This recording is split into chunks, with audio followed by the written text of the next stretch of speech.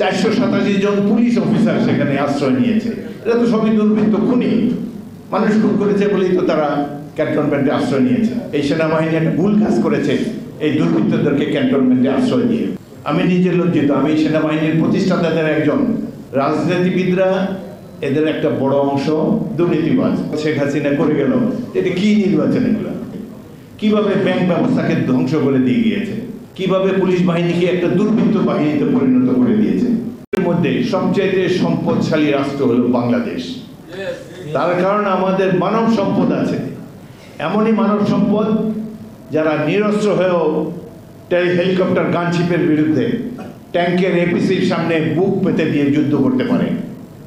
71 সালে যুদ্ধ করেছিলাম যে ছাত্রদেরকে নিয়ে, তাদের হাতে অস্ত্র ছিল, কিন্তু এবার যে ছাত্র যুবকেরা রাজপথে ছিল তারা ছিল নিরস্ত্র। কিন্তু কি সাফল্যের সাথে, কি অসীম সাহসিকতার সাথে তারা মোকাবেলা করেছে এই ট্যাঙ্ক বাহিনী, হেলিকপ্টার বাহিনী আর এই আধুনিক মারণাস্ত্রধারী পুলিশ বাহিনীর বিরুদ্ধে। যে জাতির কাছে এই সম্পদ আছে তাদের নিঃসঙ্গ চিত্ত তারা থাকতে পারে, তাদের ভয়ের কোনো কারণ নেই। পৃথিবীতে এমন জাতির সৃষ্টি হয় নাই যারা আমাদেরকে পদানত করতে পারে, কোনোদিন এটি সম্ভবই নয়। এটা দেখে এই পরিণত বয়সে আশ্বস্ত হয়েছি যে আমাদের দেশের স্বাধীনতা সার্বভৌমত্ব কেউ লঙ্ঘন করতে কোনোদিন পারবে না। সেটি এইবারে আমাদের জুলাই আগস্টের ছাত্র সমাজ, তাদের পিতামাতারা, এটাই তো বিপ্লব, যেখানে ছাত্রের সাথে তার পিতামাতা দাঁড়িয়ে আছে, একই লক্ষ্য ধারণ করে অংশগ্রহণ করেছে আন্দোলনে। এটাই তো বিপ্লব, এর চেয়ে বড় সাফল্য আর কি হতে পারে। এখন আশা করব যে এই পর বা অভ্যুত্থানের পর যেই উপদেষ্টা পরিষদ গঠিত হয়েছে তারা যেন আগের সরকারগুলোর মতো বিহেভ না করে। কারো কারো কথা শুনে মনে হয় যে তারা 10 বছর থাকতে এসেছেন।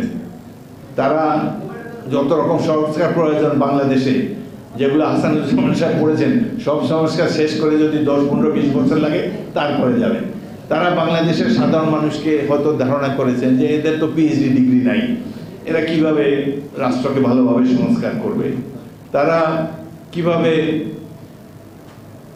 এই যে রাষ্ট্রবিজ্ঞানের বইতে যেসব কথা লেখা আছে যে একটি রাষ্ট্রের স্তম্ভ আইনসভা, বিচার বিভাগ, নির্বাহী বিভাগ আলাদা থাকতে হবে, ইন্ডিপেন্ডেন্ট থাকতে হবে, এত কিছু তো সাধারণ মানুষ বুঝে না। সুতরাং এইসব সংস্কার আমাদের করে দিতে হবে।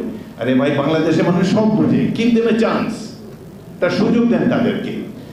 রাজনীতিবিদরা এদের একটা বড় অংশ দুর্নীতিবাজ, কোনো সন্দেহ নাই, কিন্তু কয়েকটা নির্বাচন হলে পরিশীলিত হয়ে যাবে। তারা ছাত্রীর মতো দুর্বৃত্তরা বেরিয়ে যাবে, খাঁটি মানুষরা সামনে উঠে আসবে। Give them that chance, give them that opportunity. এই সুযোগই যদি তাদেরকে না দেন তাহলে কিভাবে? এই যে 3-4টে নির্বাচন হযরত শেখ হাসিনা করে গেল, এটা কি নির্বাচন? এগুলাতে কি পেয়েছি আমরা? এইভাবে জনগণের সাথে প্রতারণা বিশ্বে কোনো সরকার করে নাই তার নিজ জনগণের সাথে।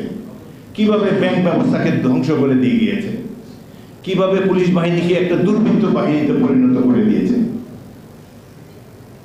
5ই আগস্টের পর কারা ক্যান্টনমেন্টে আশ্রয় নিয়েছে? 487 জন পুলিশ অফিসার সেখানে আশ্রয় নিয়েছে। এটা তো সবই দুর্বৃত্ত, খুনি মানুষ খুন করেছে বলেই তো তারা ক্যান্টনমেন্টে আশ্রয় নিয়েছে।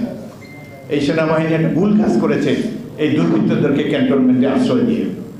আমি নিজে লজ্জিত, আমি সেনাবাহিনীর প্রতিষ্ঠাতাদের একজন।